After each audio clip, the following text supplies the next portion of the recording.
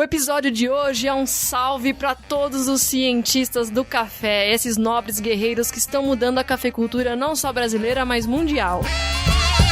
Seu ponto de encontro na cadeia do café. Coffea.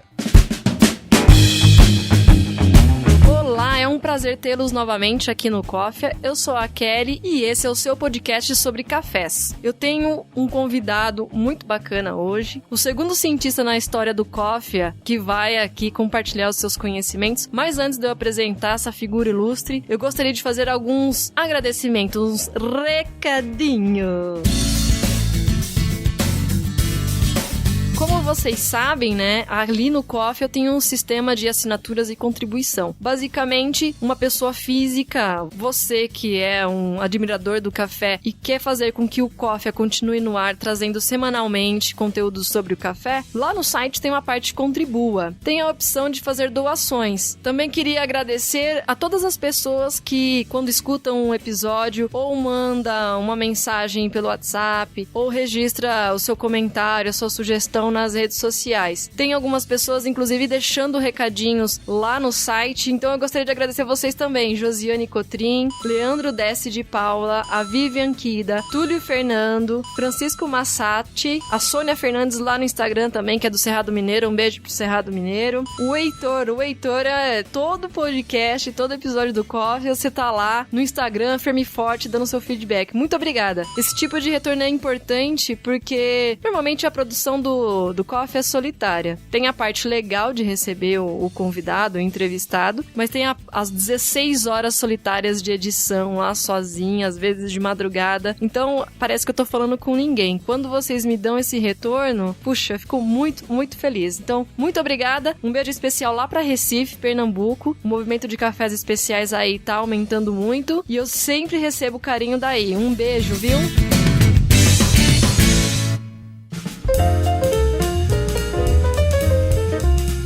Muito bem, agora que todos os recadinhos foram dados, eu gostaria de convidar Gerson Giomo, ele é o pesquisador do IAC já faz alguns aninhos, né, Gerson?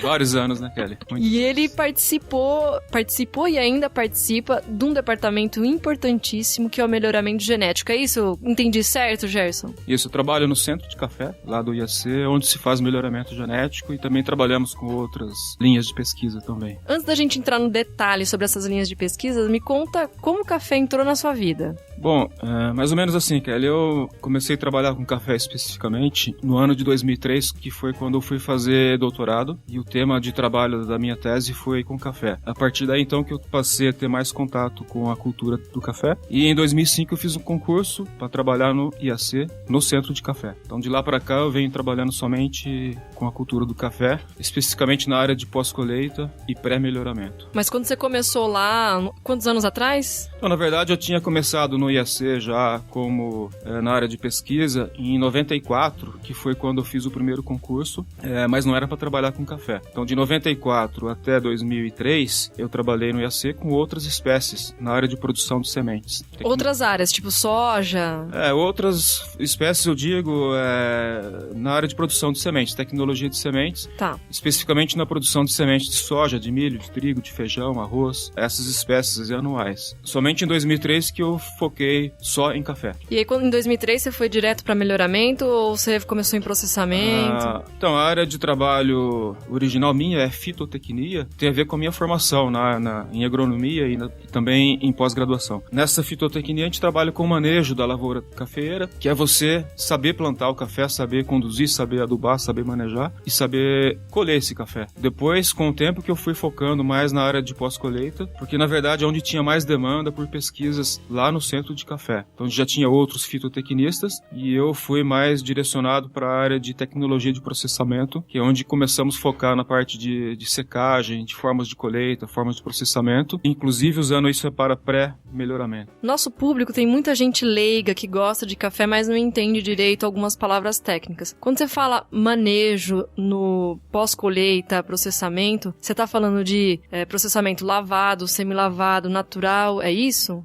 Na verdade, assim, assim, se for falar em fitotecnia, quando eu digo manejo, você saber plantar o café, saber escolher a variedade, saber escolher o terreno, saber definir o espaçamento entre plantas e entre linhas e qual a melhor forma de controle de pragas e doenças, de adubação. Isso aí é manejo da lavoura. Certo, até a colheita. No campo até a colheita. Depois, quando a gente fala de manejo de processamento, já estou falando de pós-colheita. Então, depois que o café sai da planta, ele é colhido, tem toda uma sequência de trabalho até esse café se tornar o grão, que é o produto que vai ser torrado e consumido. Então, tem dois tipos de manejo. Tem o manejo de lavoura, que é antes de colheita, e o manejo de processamento pós-colheita, que o nome já diz, é depois que você colhe o café e como você seca esse café. Então, cada processamento vai definir ou vai ajudar um perfil sensorial específico. Tem isso também. A qualidade em si, ela é definida pelo varietal que você está usando e como que essa variedade se adapta no ambiente onde você está plantando esse café. A gente chama isso de interação genótipo-ambiente. Então, como a planta se comporta em determinado ambiente em função do clima, da temperatura, da altitude, da fase de exposição. Do terroir. Do terroir, exatamente. E depois disso, tem a forma como o homem trabalha o café que aquela planta produziu naquele ambiente. Então, tem o efeito humano também nesse processo, que é o momento que colhe, se colhe mais verde, se colhe mais maduro, e como ele seca esse café. E também tem vários tipos de processamento, que você pode escolher via úmida, via seca, e certamente, dependendo do processamento que você usar na pós-colheita, você vai ter lá na frente um tipo de café diferente em função daquilo que você fez para trás. E isso vai resultar num perfil sensorial diferente também, que ele vai refletir, na verdade, a junção da planta, o ambiente e o processo utilizado na pós-colheita. São esses três fatores, então, que vão definir a qualidade lá na xícara do consumidor. Que, inclusive, são esses três fatores que definem o conceito de terroir, certo? Exatamente. O terroir nada mais é que a junção de todos esses fatores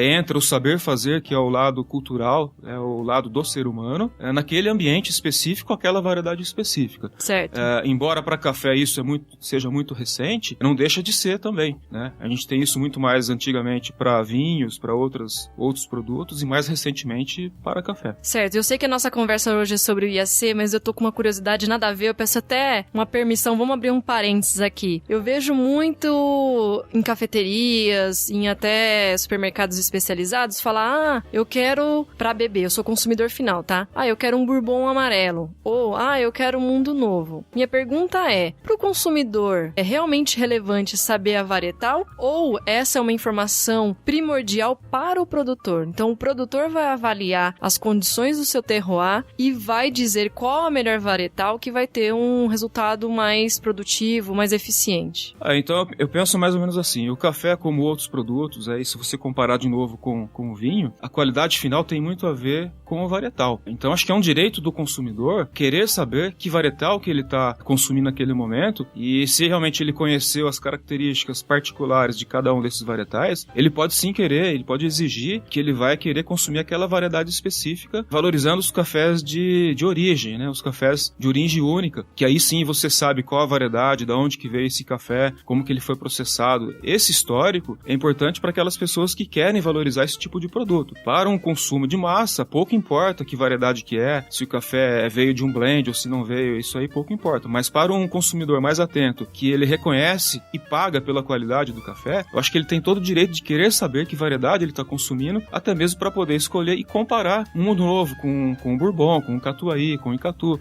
É como acontece nas uvas do vinho, né? Eu gosto de merlot. Exatamente. O consumidor acaba desenvolvendo uma preferência para determinados produtos e com o café isso não é diferente, né? Ele tem todo esse direito de querer saber, a partir do momento que ele vai desenvolvendo esse conceito, essa informação, de que o varietal é importante sim para definir o sabor daquele café que ele está consumindo lá naquele momento. E ele pode querer comparar. Hoje ele pode estar querendo tomar um café que veio de um mundo novo, amanhã ele quer experimentar um bourbon. Isso é bom para o mercado dos cafés especiais porque acaba valorizando a produção desse tipo de café e o produtor está ganhando com isso, porque ele pode diferenciar isso na hora de estar fazendo a sua embalagem, ele coloca isso, acaba explorando isso como uma forma de marketing do seu produto.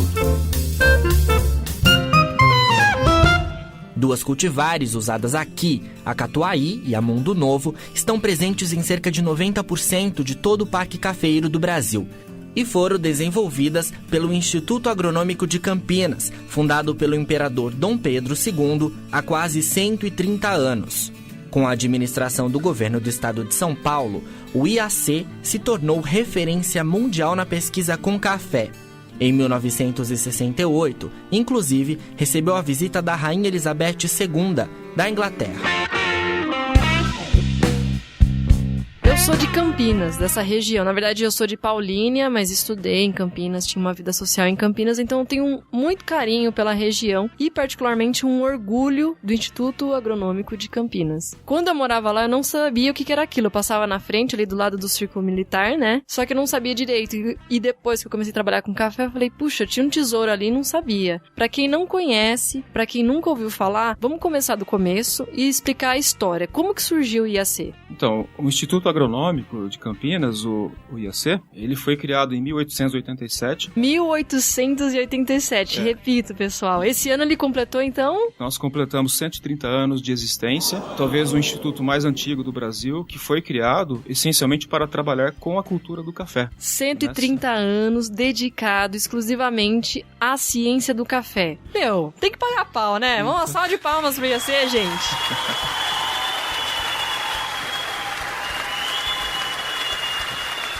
Então, assim, pra gente é muito orgulho isso, porque tem uma instituição que foi fundada para fazer esse tipo de estudo e até hoje continuamos trabalhando. Obviamente que depois que começou o seu trabalho de pesquisa lá nessa data aí, tiveram outras demandas, então não foi só o café mais, o café foi o produto pioneiro. Inicial. De estudo, exatamente. Então, o primeiro trabalho de pesquisa feito no IAC, naquela época, foi com a cultura do café, estudando adubação em café. E foi, na verdade, uma demanda imperial, certo?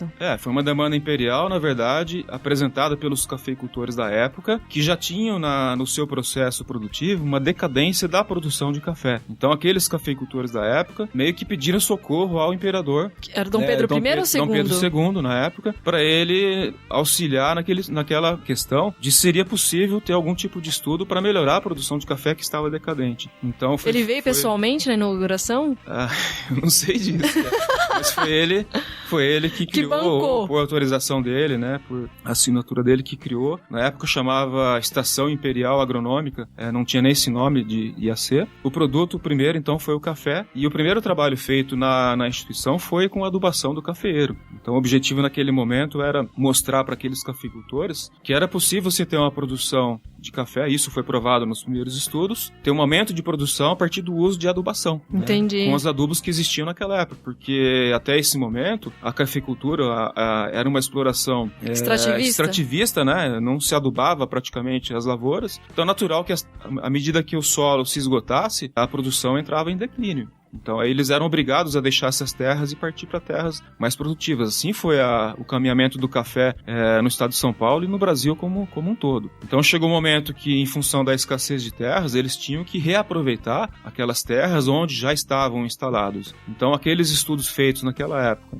de adubação deram uma sobrevida àqueles cafezais que estavam decadentes. Então, isso foi o primeiro trabalho feito. E, com o passar dos anos, vieram outras espécies, o próprio algodão, a cana-de-açúcar, e em café sempre continuou, né? Então, hoje no IAC tem outras culturas como soja, cana-de-açúcar, o que mais? O IAC trabalha hoje com praticamente todas as espécies alimentícias e industriais, né? Então, desde arroz, feijão, milho, soja, trigo, são os principais produtos. E industriais temos o algodão, a própria cana, na parte de citricultura, tanto de mesa quanto de indústria. A gente tem todo esse trabalho lá nos seus respectivos centros de pesquisa, né? É isso que eu ia falar, e tem um centro de pesquisa do café. Então, o café tem um centro específico só para trabalhar com café. Assim tem como centro de cana, o centro de citricultura e de outros produtos, exatamente porque aí fica mais fácil você conduzir as pesquisas em função da demanda. Sim, então, sim, essa foco, separação, né? Foi feita já há um certo tempo e ela tem funcionado até então. E aí vamos ao que interessa, né, que é o café. Hoje, como foi essa evolução? Então, a gente poderia dizer assim, a gente tem relatos, né,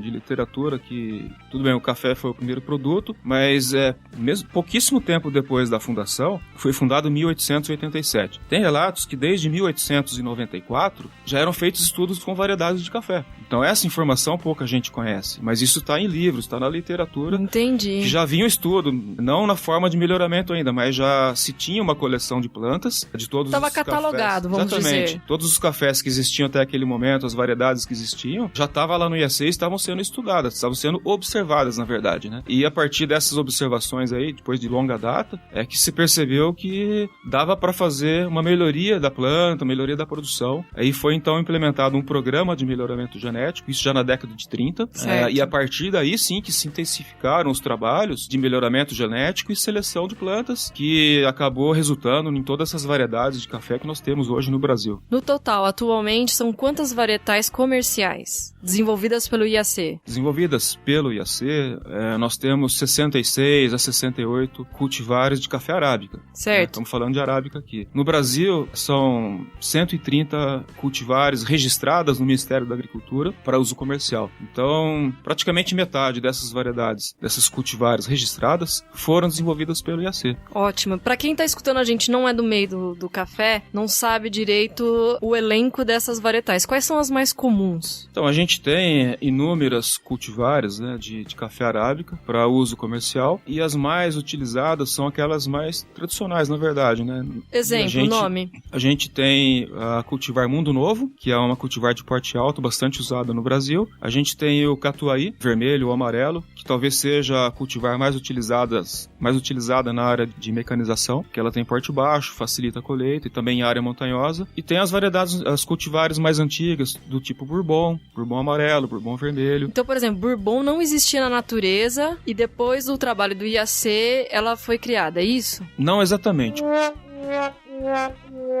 O Bourbon já existia porque ele foi a segunda variedade introduzida, importada, inclusive pelo governo brasileiro, para substituir a cultivar a variedade mais antiga, que era o típica. Então, quando o café chegou no Brasil, em 1727, a variedade era típica. Em 1889, mais ou menos, isso está registrado em literatura também, o governo brasileiro ficou sabendo que existia uma variedade mais produtiva do que a típica e mandou importar. Então, chegou no Brasil, nessa época, o Bourbon vermelho. Entendi.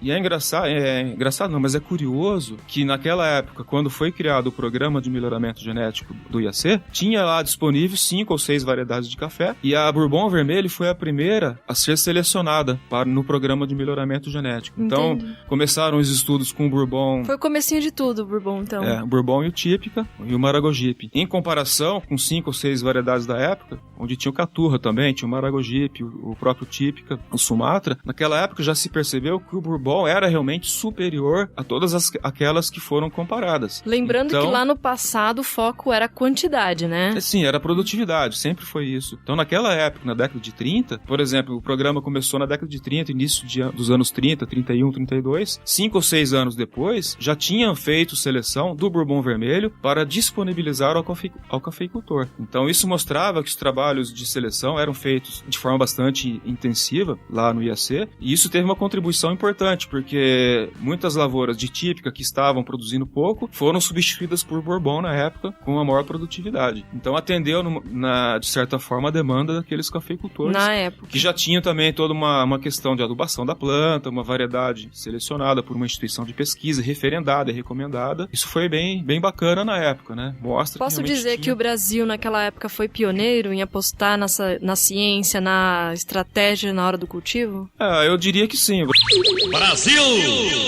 O Brasil sempre teve essa questão da inovação, mesmo que não tivesse esse nome, né? Sempre buscava por coisas melhores, mas é certo que outros países também faziam da mesma forma, não sei se na mesma intensidade, porque todos os países cafeicultores acabam tendo uma certa história de pesquisa também. Se você for analisar a história da Colômbia, da Índia, da própria Costa Rica e outros países que têm café, sempre tiveram instituições de pesquisa, e inclusive elas se relacionavam com o IAC na época. Então a gente tem esses relatos de pesquisador do IAC se relacionando com pesquisadores de outros países, até mesmo na questão de intercâmbio de germoplasma, de variedades, e troca de experiência também. Muito bom. Daí pra frente, como é que foi a evolução? Então, depois que foi criado o programa de melhoramento genético, nos anos 30, teve uma evolução constante. A cada ano, evolui um pouco. Então, naturalmente, para você fazer melhoramento genético, você precisa ter variabilidade genética. Isso é conseguido como? Você introduzindo variedades ou germoplasma, onde você vai ter a oportunidade de selecionar plantas conforme as características que você delineou no seu programa de melhoramento. Então, eu estava falando há pouco que a primeira variedade selecionada foi o Bourbon vermelho, depois vieram outras. Nós tivemos na sequência sequência o Bourbon amarelo, que também ele foi selecionado a partir dos anos 40, já para substituir o Bourbon vermelho, porque ele era mais produtivo. E de lá para cá não parou a questão do melhoramento.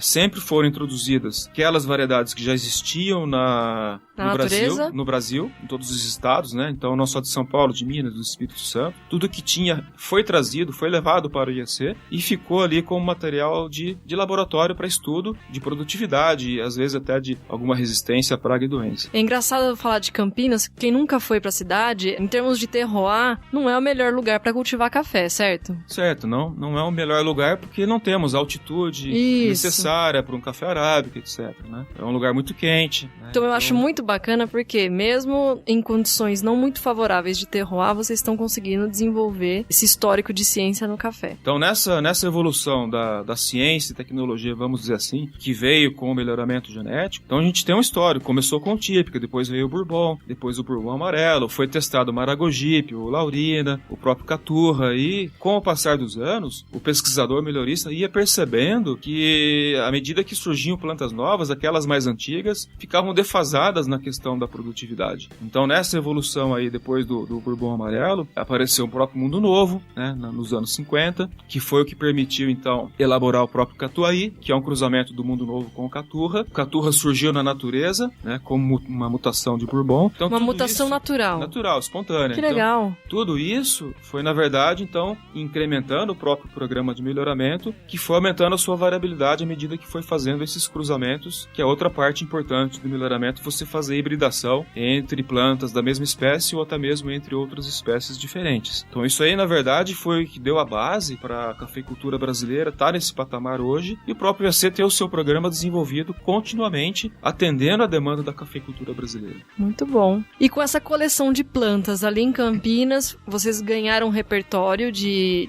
plantas diferentes para continuar as pesquisas desse cruzamento, certo? O banco de germoplasma existe ainda? Sim, o banco de germoplasma, então, é uma coleção de plantas de diferentes espécies, diferentes variedades botânicas, diferentes variedades comerciais e até mesmo os cultivares e, inclusive, híbridos feitos dentro do programa. Mas ali, por exemplo, tinham plantas que na primeira fase foi um rapa que vocês fizeram no Brasil todo, certo? Isso, então, isso que a gente precisa considerar na evolução. Nós começamos coletando todas as variedades que existiam na época, né, no Brasil. Isso na década de... Isso na década de 70, não, na década de 30 ainda, que foi quando começou o programa. Então foi trazido para o IAC tudo que existia na época, que era o quê? Era o Bourbon vermelho, era o Maragogipe, era o Caturra, o Laurina e o Sumatra. Então a base do programa... Né? Exatamente, a base do programa de melhoramento, ela começou com 5 variedades de café, apenas. Nossa. Que era o que tinha na época no Brasil. Pouco tempo depois, já na década de 30 ainda, mas no final, 1937, 40, o pesquisador já percebeu, poxa, se nós queremos ter sucesso no melhoramento, precisamos aumentar a variabilidade. Então aí que foi que começaram a buscar materiais importados, solicitando aos países produtores de café, naquela época, que mandassem para o Brasil alguma variedade que eles pudessem ter, que eles considerassem que pudesse ser de interesse para uso comercial. Foi aí que então intensificou o intercâmbio entre outros países produtores. Exatamente, foi aí nesse final dos anos 40 para 50 que começaram a chegar no Brasil as variedades importadas da Colômbia, da Costa Rica, chegou material da própria África, da Etiópia também,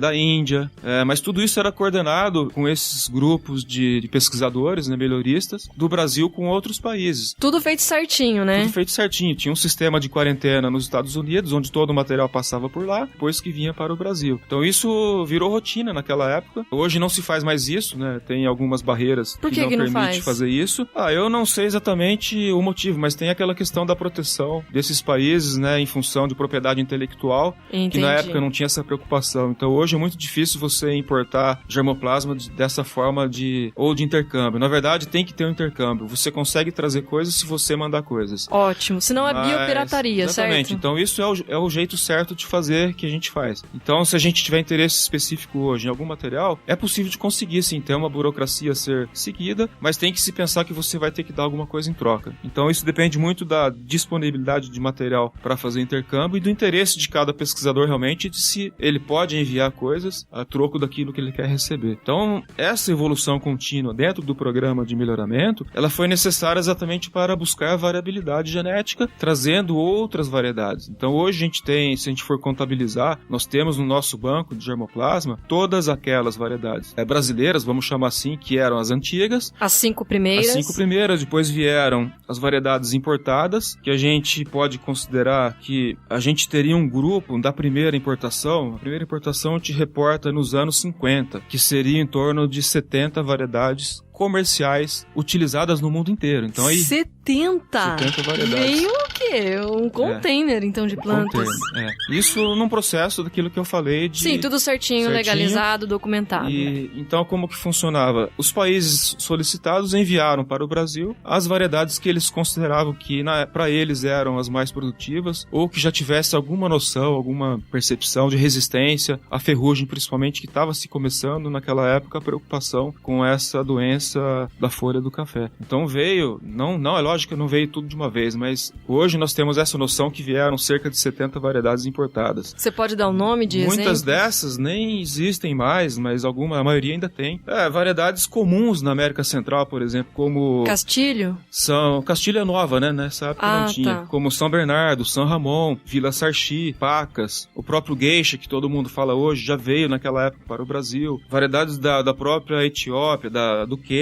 As principais variedades ainda hoje utilizadas nesses países vieram para o Brasil naquela época. E tem dessas plantas lá no IAC agora? Ainda tem alguns exemplares dessas plantas. Legal. Que a gente está recuperando. Está sendo feita a prospecção para caracterização de qualidade, porque até então, como você falou há pouco, a preocupação que sempre existiu no melhoramento genético do café no Brasil, o primeiro plano sempre foi a produtividade. E depois, controle de pragas junto e com isso, a questão da adaptação da planta, do vigor, questão de resistência a pragas e doenças, e muito recentemente é que está se falando em qualidade sensorial. Muitas vezes a qualidade era considerada, mas pensava-se mais no tamanho do grão, na aparência do grão, no formato. É um fator qualitativo, mas não é um fator qualitativo sensorial, como a gente fala hoje. Então, felizmente, ainda nós temos muitas dessas variedades que vale a pena estudar, porque elas ainda são cultivadas nos países de origem. Por exemplo, se você pegar as variedades SL34 e SL28, elas são ainda a base da cafeicultura do Quênia. Se você for hoje lá, são as duas mais plantadas ainda lá. Para o Brasil, ela não teve muito sucesso e nem foi aprovada nos primeiros anos de estudo. Por quê? Porque elas não tinham a produtividade que outras apresentaram na época, como, por exemplo, o próprio Mundo Novo, que surgiu na década de 50. Lembrando que no passado a prioridade era a produtividade. Então, agora a gente já começou a falar sobre qualidade sensorial. Exatamente. Então, assim, numa avaliação bem simplificada, à medida que aqueles materiais importados foram comparados com os materiais nacionais, inclusive com materiais nacionais muito mais produtivos, como o Mundo Novo que tinha naquela época, eu vou dizer uma coisa para você: não existe conhecimento de que haja uma planta tão produtiva quanto o Mundo Novo. Isoladamente, se você pegar algumas progênies mais produtivas, o Mundo Novo é campeão de produtividade. Uau, tá. Então, aquelas variedades importadas, nenhuma tinha o mesmo potencial produtivo. Então, certamente, por isso e algum outro fator de adaptação, não houve interesse no Brasil naquela época em recomendar qualquer cultivar importado que seja. Então, um exemplo bem clássico que a gente tem hoje de sucesso no Panamá e até na Costa Rica, que é a variedade Geisha, isso foi introduzido naquela época no Brasil, mas ela não teve a menor chance de competitividade com a variedade que já existia na época. Então, ela não tinha resultado promissor. Engraçado. Somente agora que nós temos resultado da qualidade desse material, mas na qualidade sensorial não era um item considerado no melhoramento genético. É engraçado você falar isso, porque no passado o governo brasileiro financiava esses produtores, mas ele determinava a variedade que deveria ser plantada na propriedade, certo? Isso já foi mais para os anos 60, 70, que tinha uma ação do IBC na questão da renovação da cafeicultura brasileira, né? Entendi. Então, daqui a pouco acho que dá para falar um pouco disso. Eu queria desculpa. tentar contextualizar um pouco mais essa questão da introdução de variedades no Brasil, porque eu acho que é um assunto também que pouca gente conhece, como isso aconteceu, e o que isso resultou pra gente até hoje. Então, naquele contexto ainda da construção do banco de germoplasma, no aumento de variabilidade, além dessas variedades importadas que eu acabei de falar, surgiram durante a prospecção dos pesquisadores, dos melhoristas, outras variedades que não de interesse comercial, mas tinha interesse para estudo genético, que a gente chama de variedades mutantes, ou outras variedades botânicas, que são cerca de 30, 35, que também está lá no banco de germoplasma. Por exemplo, nós temos a variedade Semper Florens, Purpuracens, Erecta, Polisperma. Nunca ouvi falar. Então, Então, Gente. pouca gente conhece isso. Tem uma variedade com o nome goiaba, por exemplo. Como é que é o negócio? Que se assemelha a um fruto de goiaba, ou fruto do Que café. engraçado. E isso daí faz parte da nossa história, porque isso aí está lá à disposição do melhorista. Se ele encontrar uma característica de interesse nessas variedades botânicas ou alguns mutantes, pode ser incorporado numa variedade comercial. Então isso está mantido ainda no IAC. E a evolução é contínua, né? Depois dessa primeira importação, vamos dizer, de variedades, que foi nos anos 50, foi quando começaram os primeiros testes de variedades importadas no IAC, a evolução continuou permanentemente. Então sempre que algum pesquisador de outro país encontrava uma nova planta de café e ele avisava aos pesquisadores do Brasil, encontrou aqui uma planta, daí já mandava. Era igual um álbum de figurinha, Exatamente. né? Achei isso aqui. Porque o Brasil já era referência naquela época do principal país do mundo de estudo de cafeicultura de melhoramento, principalmente na figura do Dr. Alcides. Que é uma figura importantíssima e pouco falada, né? Melhoramento. No meio do café ele é bastante conhecido, sim. Não, mas tem uma molecada chegando aqui no meio do café agora e o coffee é pra essas pessoas também que nunca ouviram falar. É bem possível que não, porque isso é história do café, história do IAC, história do Brasil. O pessoal mais novo talvez não tenha ainda tido a oportunidade de conhecer essa história. Mas o coffee é pra isso, exatamente. O coffee é pra trazer pessoas importantes, pessoal. Depois, por exemplo, a entrevista com o Dr. Aldir, todo mundo adorou. Antes ainda do Dr. Alcides, que a gente vai falar um pouco mais, eu quero ressaltar um outro pesquisador do IAC, que foi o Dr. Carlos Arnaldo Krug, que foi ele que criou o programa de melhoramento genético do cafeeiro do IAC. Eu escrevo sobre café há 7 anos, nunca ouvi falar dessa pessoa. Exatamente. Então, esse pesquisador, o Dr. Krug, ele que foi o mentor do programa de melhoramento, o qual o Dr. Alcides deu continuidade depois, quando ele chegou para trabalhar com café. Então, na verdade, esse pesquisador, que era um geneticista, ele desenhou os programas de melhoramento genético, não só do café, mas do próprio milho e de outras espécies que existiam naquela época, que era a mesma data do café, anos 30. Então, a partir da criação desse programa por esse pesquisador, depois só deram continuidade e o café, por ser um produto importante da economia brasileira, ele se consolidou como um grande grupo, um grupo forte de pesquisa, consolidado depois pelo próprio Dr. Alcides e outros colaboradores daquela época. E uma coisa importante que eu gostaria de ressaltar também, que é o assunto que a gente vai continuar falando, que ainda é germoplasma, que esse pesquisador, Dr. Krug, foi quem incentivou a FAO a constituir uma missão de prospecção de café na Etiópia nos anos 60. Então, eu considero, assim, outras duas questões de orgulho para a nossa instituição, é saber que essa missão que teve nos anos 60 foi desenhada por um pesquisador do IAC, Dr. Krug, e nós participamos dessa missão também com um outro pesquisador que foi lá na Etiópia coletar material e que trouxe depois para o IAC. Então essa missão na Etiópia era também colher algumas varietais e trazer para cá. Exatamente. Essa missão na Etiópia, então, foi a segunda grande introdução de germoplasma no Brasil e em outros países, que aí foram sim coletar não variedades comerciais como eu tinha falado antes, mas acessos selvagens lá na região de origem do coffee arábica, que a Etiópia é o centro de origem dessa espécie. Certo. Foram diretamente nas matas coletar sementes das plantas que eles consideraram importantes. Então foi uma equipe de 5 pesquisadores de vários países e é orgulho nosso saber que um pesquisador do IAC na época, Dr. Mônaco, participou dessa expedição. Então você percebe... Fico imaginando ele com a roupinha do Indiana Jones, entrando na selva da Etiópia, pegando esses cafés. Então você percebe assim que o quanto de história bacana que nós temos, que pouca gente conhece, saber que o IAC teve uma participação desde o início, né, dos anos 1887 no café e foi dando sequência nos anos 30, anos 40, 60, 70 e até hoje nós somos, podemos dizer assim que nós somos uma liderança na questão mesmo de melhoramento genético de café e outras áreas também que foram demandadas durante todo esse período, porque a gente tem trabalhos de nutrição de plantas, de manejo, de irrigação, processamento. Se você analisar a nossa história, hoje a cafeicultura do Cerrado, essa pujante cafeicultura, o início dela foi a partir de estudos feitos no IAC, nos anos 60. Estudos de adubação, de uso de calcário. Foram esses estudos básicos que deram o pontapé inicial para essa cafeicultura do Cerrado que tem hoje. É engraçado falar sobre o Cerrado, porque ele está sendo citado em vários episódios. Por quê? Porque foi uma região que, na verdade, a cafeicultura lá foi construída com planejamento técnico e científico. Porque sem esse conhecimento, sem os cientistas, não seria possível produzir um café de qualidade lá, né? Exatamente. Quando a cafeicultura do Cerrado, ela é relativamente nova no contexto da história do Brasil. Então, quando começaram a cafeicultura nessa região do Cerrado, já se tinha naquela época bastante conhecimento de variedades, de espaçamento, de nutrição de planta. Então, já começaram um sistema de produção bem embasado em ciência e tecnologia. Não foi um sistema exploratório, empírico, vamos plantar para ver o que dá. Não, já tinha todo um conhecimento científico naquela época e tecnológico, já partiram de um ponto para ganhar. Ninguém plantou café lá para perder. Sim. Então, diferente do início da história de plantio de café, que plantava num espaçamento para testar como que ela ia, se ia 5 plantas por cova, ou 4, ou uma, isso... Bagunça.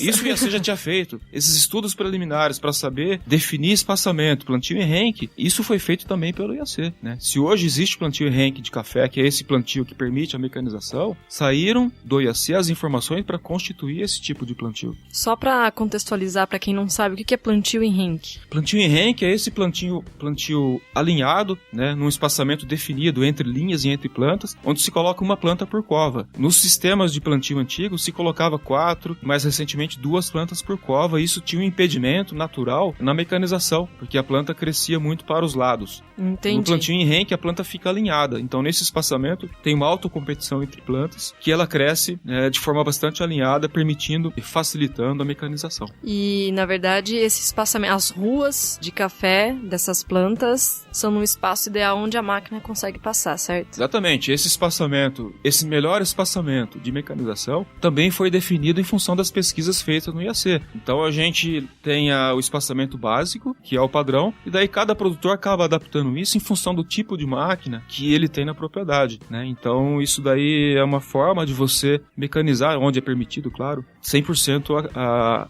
lavoura cafeeira, inclusive a parte de colheita. Muito bom. Né? No sistema que não é renque, a colheita tem que ser feita de forma manual. Tem uma dificuldade de manejo e de tratos culturais também na lavoura. Isso encarece o custo, né, de produção. Mas aí é outro pensamento, é outra estratégia também, né? É outra estratégia, e isso é válido para cafeicultura de montanha. Isso Sim. é bastante utilizado ainda. Tem as suas vantagens e desvantagens. Né? Como tudo na vida, Como né? tudo.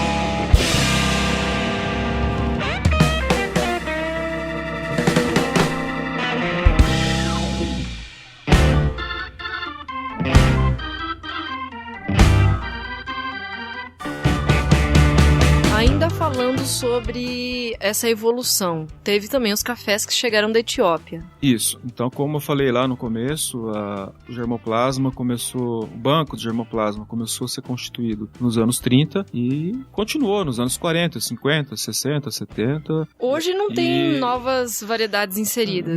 Menos frequente, né? Mas ainda há a possibilidade de conseguir, mas a gente não tem feito isso porque, na verdade, a gente tem tanta coisa ainda para ser caracterizado e prospectado que fica meio difícil você querer trazer coisas novas, até mesmo sem saber o que você tem hoje na mão, porque a gente está ainda numa fase de caracterização do nosso germoplasma para características importantes como resistência a doença, resistência a pragas e também a questão da qualidade sensorial, que é um aspecto que vem sendo utilizado. Então, na sequência lá da introdução dos cafés no Brasil, das variedades, então eu tinha dito que na década de 60, nos anos 64, 65, foi feita uma missão de coleta de material na Etiópia, onde o IAC participou disso, e foram trazidos para o IAC naquela época cerca de 300 acessos selvagens de café. Então são aqueles cafés coletados no meio da mata, que encerram características importantes que não se encontram muitas vezes nessas variedades comerciais. Então isso isso é uma riqueza fantástica para a resistência, por exemplo, à bacteriose, que hoje tem sido estudado, resistência a nematóide. Desse banco nós conseguimos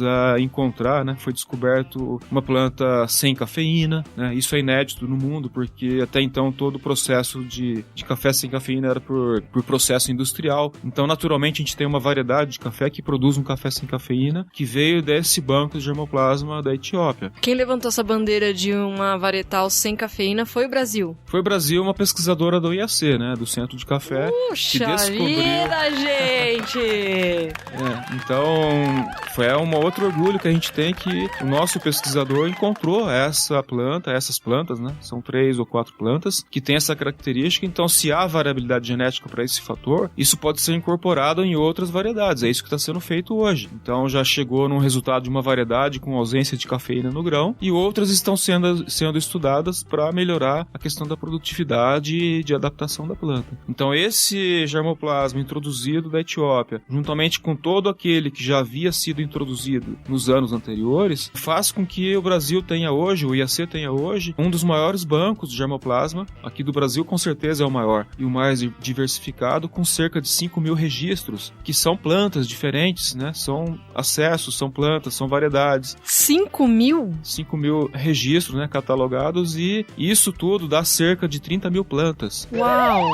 Na Fazenda Santa Elisa. Mantidas em Campinas. Então, ao mesmo tempo que isso representa uma riqueza biológica e genética, nos traz um outro problema, que é a questão da manutenção. Essas plantas precisam ser mantidas vivas em campo. Claro. Né? E cada uma desses indivíduos possui uma necessidade especial de manutenção. Às vezes precisa de sombra, precisa de um espaçamento diferenciado, precisa de uma adubação diferenciada. São quantos hectares? Cerca de 25 hectares para manter esses materiais. Então, essa manutenção acaba tendo um custo muito alto dentro da nossa programação de pesquisa, principalmente porque não existe um recurso carimbado específico para essa questão de manutenção de germoplasma, porque essa questão não é considerada uma questão de pesquisa, é uma questão de apoio à pesquisa. Se fosse um projeto de pesquisa, eu consigo mandar um projeto e ter um financiamento de uma agência de fomento e tal. Manter germoplasma não é atividade de pesquisa, então eu não consigo ter um projeto específico para isso. Então, a gente acaba dependendo de outras fontes de recurso para fazer essa manutenção. E o próprio Estado também não tem isso na sua questão de disponibilizar recurso para a pesquisa. O IAC pertence ao Estado de São Paulo, Exatamente. Então, teoricamente, a manutenção seria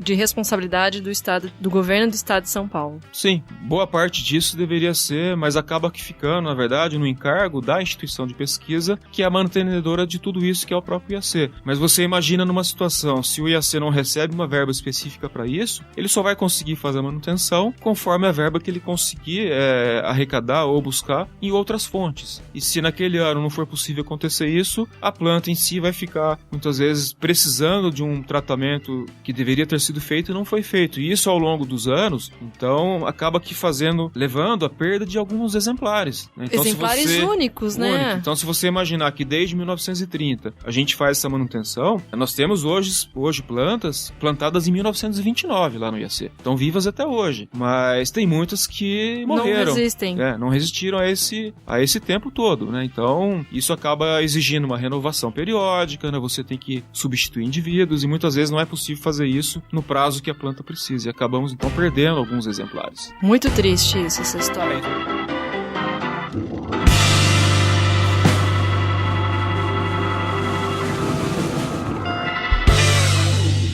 Os institutos de pesquisa de São Paulo também têm enfrentado limitações de recursos humanos e financeiros, o que só agravou a situação da ciência e tecnologia no estado. Nos últimos 10 anos, foram registradas no Ministério da Agricultura apenas 4 cultivares de café pelo IAC. Isso de um total de cerca de 70, e a falta de recomposição no quadro de funcionários, um dos maiores bancos de germoplasma de café do mundo, que está no Instituto Agronômico, corre risco. Ele tem cerca de 5.000 registros e é resultado de mais de 80 anos de pesquisas.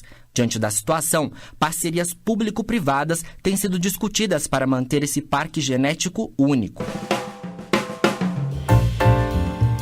Eu lembro que num passado recente, acho que 2 anos atrás, eu fui lá pessoalmente visitar e era muito triste ver a situação. Mas não tem um jeito da gente tentar resolver, porque isso é um patrimônio da cafeicultura mundial, não é nem só brasileira, né? Existe algum meio da gente, sei lá, pressionar? Um jeito que eu acho que existe é, na verdade, tentar sensibilizar esses governos de que essa é uma função da instituição de pesquisa e que ela precisa ter um recurso específico para isso, porque não adianta falar agora o governo do estado de São Paulo vai cuidar do germoplasma. Não, ele nem sabe o que é isso, né? A instituição que tem o material é que tem que cuidar, é a responsabilidade dela, mas ela, para fazer isso, ela precisa que sejam dadas as condições, principalmente de custeio dessas lavouras, que são plantas que produzem pouco, não tem como você manter isso isso de uma forma produtiva, tem que manter a planta viva. O setor privado pode ajudar de alguma forma? Porque, por exemplo, grandes marcas de café, não só brasileiras, mas mundiais, estão interessadas nesse tipo de pesquisa e manter esse banco genético.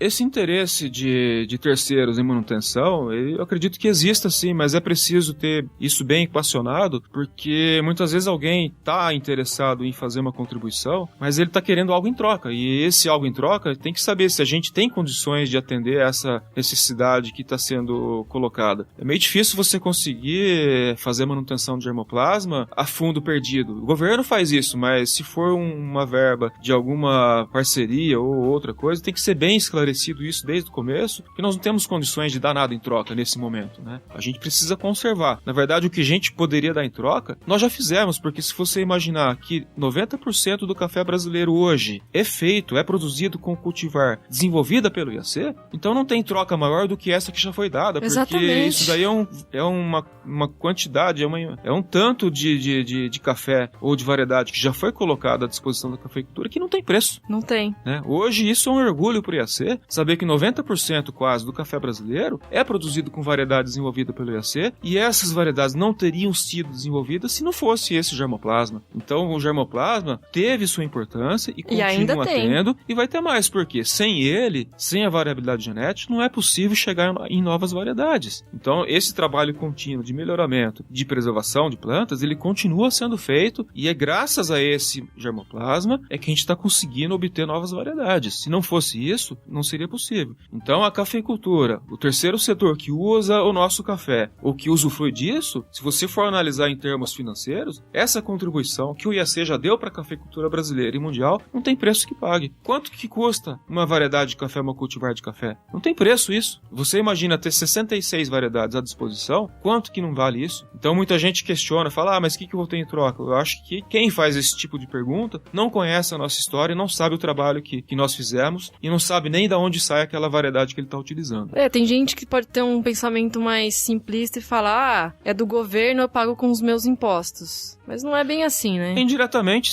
ele tá correto, porque o governo paga o nosso salário, né? Hoje, nosso salário, eu sou funcionário público, então quem paga meu salário é governo. Mas as condições de trabalho não é o governo que me dá, porque ele me dá as condições mínimas de trabalho. Se eu quiser fazer algo além do mínimo, eu tenho que buscar parceria e tenho que fazer projetos no CNPq, na FAPESP, em outras agências de fomento, né? Então, hoje a gente tem que resumir assim, o governo me dá o emprego, eu tô trabalhando, sou funcionário público, ele paga meu salário e me dá condições mínimas de trabalho. Se eu não me contentar com o mínimo, eu tenho que buscar como trabalhar. Isso que nós fazemos quando nós buscamos parcerias, como mandamos projetos e buscamos financiamentos externos. E estamos fazendo isso. Então é graças a esse tipo de financiamento externo que a gente está vivo até hoje, porque se fosse essencialmente depender só de governo para viver, nós não estaríamos mais aí existindo não, viu? E nem com banco de germoplasma. Muito menos com isso. Exatamente. E eu acho que daqui para frente o papel do IAC vai ser mais importante ainda com essas mudanças climáticas, então novas pesquisas precisam ser feitas para analisar esse novo cenário que se apresenta para a cafeicultura brasileira.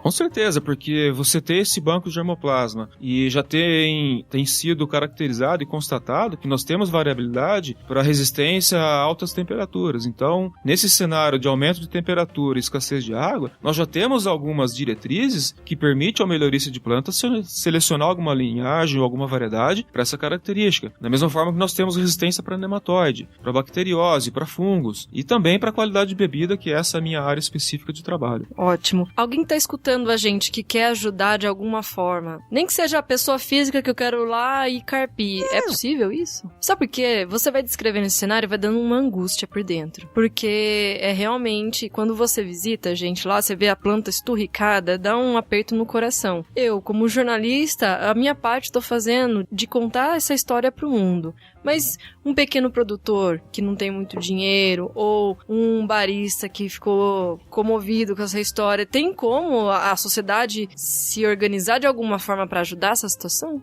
Eu diria assim que, de certa forma, Kelly, nossa situação de manutenção de germoplasma, ela está sob controle. Né? Agora, né? Porque 2 anos atrás não estava. Nós temos consciência disso, sabemos o que precisa ser feito. Nós conseguimos que fosse feita a assinatura do convênio com a Embrapa Café. Então nós estamos recebendo o recurso do FUNCAFé, que é para esses projetos, né, de café. Que bom. E isso, então, de certa forma, também contribui com a preservação do germoplasma e conservação. O que acontece é que muitas vezes você tem um campo, uma lavoura com essas plantas que não são produtivas, elas são feias, né? Assim, muitas vezes pela própria característica da planta. Então quem visita pode encontrar um cenário não muito agradável se você compara com uma lavoura comercial. Então a gente tem que analisar bem o que é aquilo, porque muitas vezes um germoplasma ele não tem uma aparência muito boa, não. Entendi. Mas ele tá lá vivo, está sendo preservado. Então tem 2 situações. Tem germoplasmas que se parecem mais com lavoura comercial e tem outras que são plantas atípicas e feias de se ver, mas ele tem importância na sua composição genética. Então a gente tem isso já bem equalizado, temos conseguido alguma melhoria em função do que estávamos há 2 anos atrás, como você falou, mas ainda não é suficiente. Essa questão de apoio que você falou de empresas ou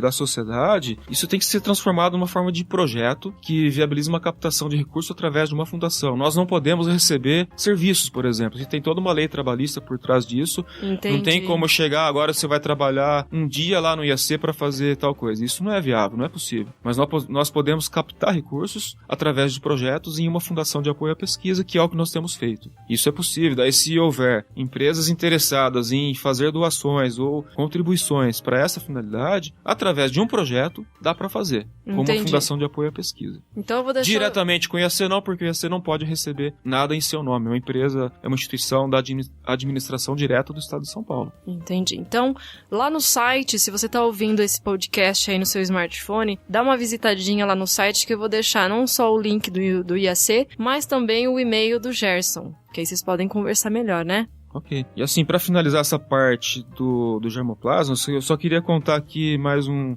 fato histórico que talvez seja de interesse, principalmente desse pessoal mais novo que não conhece muito a nossa história. Então, nessa evolução de melhoramento de germoplasma, muitas populações constituídas na década de 40, por exemplo, estão vivas lá no IAC até hoje. São populações não exatamente de um germoplasma importado, mas são as populações de trabalho. Então, se a gente analisar que numa certa época da história de evolução, o Bourbon amarelo e o Mundo Novo foram as 2 cultivares, e o próprio Catuai também, as 3 cultivares que tiveram maior interesse para a sociedade e também para a cafeicultura, acredito que em função dessa visão que o Dr. Alcides tinha, ele preservou alguns campos históricos desses materiais que estão no IAC até hoje. Então, nós temos lá 3 campos de preservação de variedades comerciais, linhagens, da época de 1944, 43 e de 47. É muito tempo, né? Então, são lavouras com 70, 74 anos de idade que estão lá preservadas. Tá. Né? Então, quanto que custa você preservar uma lavoura de 70 anos de idade que não é produtiva, apenas para você ter o germoplasma lá? Então, eu acho que essa questão é uma virtude de uma instituição como o IAC ter essa população histórica, e espero que isso seja preservado, que seja continuado, porque isso funciona como um museu de variedades. Às vezes eu fico preocupado quando eu ouço algum pesquisador dizendo esse campo está muito velho, acho que tem que ser renovado, eliminado. Eu não sou contra a renovação, mas o que é histórico deve ser preservado sim. Então isso vale para o Mundo Novo e vale para o Bourbon amarelo, que nós temos essa população. Para todos, exatamente. Mesmo aquelas que você citou que eu nunca ouvi falar, é importante estar lá, né? Exatamente. Então era isso que eu tinha para dizer a respeito do germoplasma, e nós continuamos cada vez mais prospectando e buscando novas características que sejam de interesse para fazer melhoramento. Para finalizar, fazendo mais uma perspectiva do que já foi e o que será, qual a importância da ciência daqui para frente para a cafeicultura? Olha, a importância ela é vital, né, para você buscar tecnologia e inovação. Não tem como você fazer isso sem conhecimento, sem ciência e sem a pesquisa. Então, no nosso caso da pesquisa, não só do melhoramento genético que o nosso centro faz, mas outras áreas, dependemos totalmente disso, né? E no caso de outras características importantes importantes que se deseje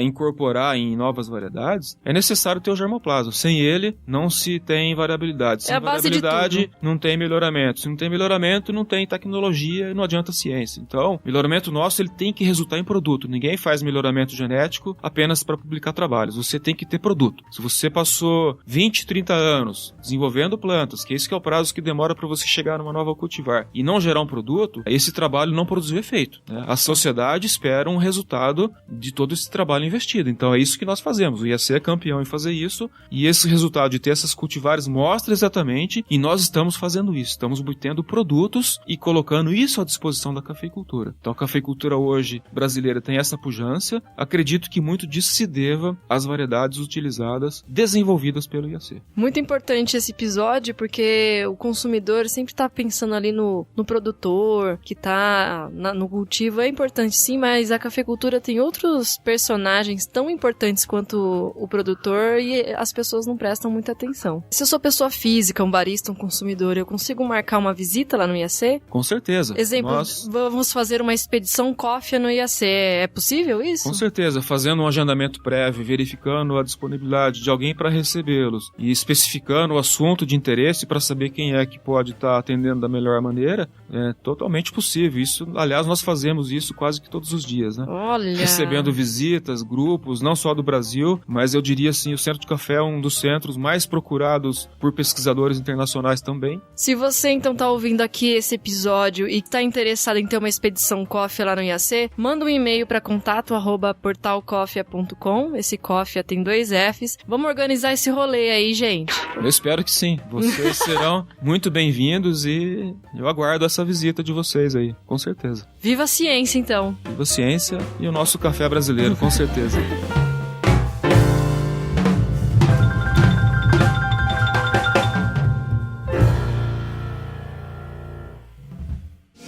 Quero café, quero café, quero café,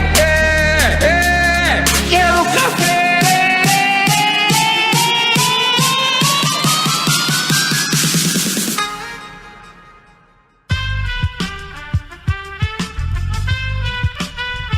Este podcast foi editado por Aerolitos Edição Inteligente.